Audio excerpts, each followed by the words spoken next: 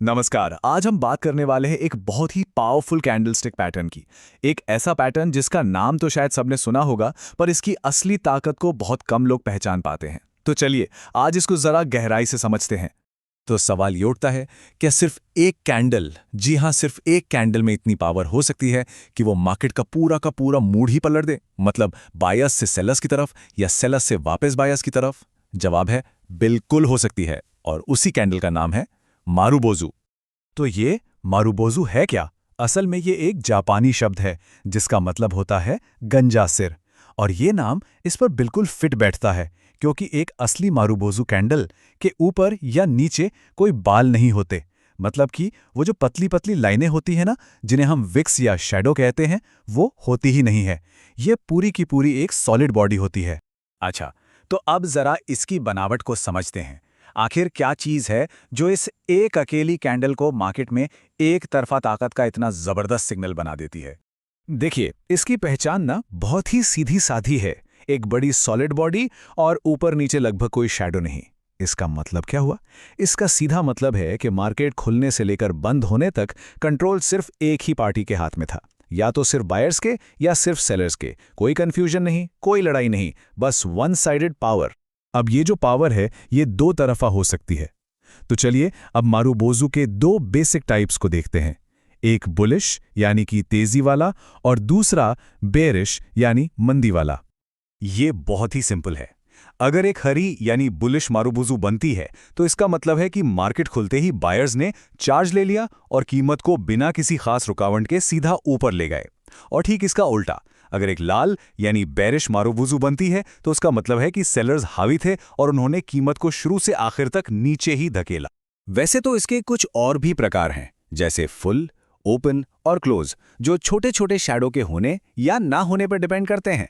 लेकिन यहाँ सबसे जरूरी बात यह है कि मेन कॉन्सेप्ट वही रहता है, एक बड़ी पावरफुल बॉडी।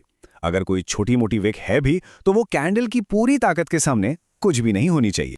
चलिए, थ्योरी तो बहुत हो गई। अब असल में देखते हैं कि ये रियल चार्ट्स पर दिखती कैसी है और काम कैसे करती है। तो इस पहले एग्जाम्पल में सिचुएशन को समझते हैं। कीमत लगातार नीचे गिर रही है और एक ऐसे लेवल पर पहुंच रही है जहां पहले भी खरीदारों ने दम दिखाया था, जिसे हम कहते हैं सपोर्ट जोन। मतलब एक ऐसी जगह जहां से कीमत को सहारा मिलने की उम्मीद होती है। तो मार्केट यहां एक अहम मोड़ पर खड़ा है। और तभी बूम, एक मजबूत हरी मारुबोज़ू बनती है। ये कैंडल साफ साफ चीख कर कह रही है कि सेलर्स अब थक चुके हैं और अब बायर्स का कंट्रोल है। और देखिए, इस क्लियर सिग्नल के ठीक बाद कीमत रॉकेट की तरह ऊपर चली गई।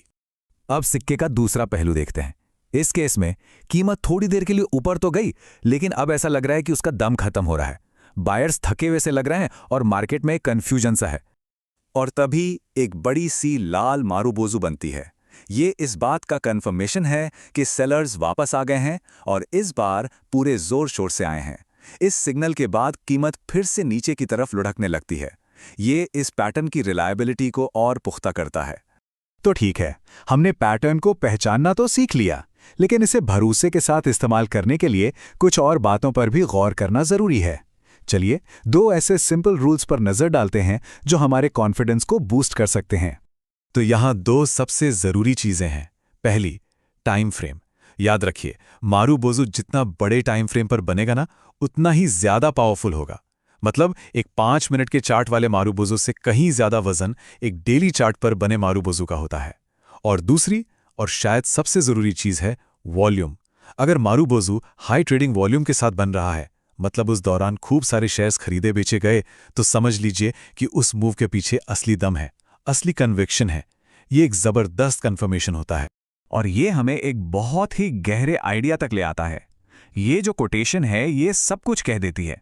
बाजार की भावना को समझने के लिए कैंडलस्टिक्स का अध्ययन करना बहुत महत्वपूर्ण है।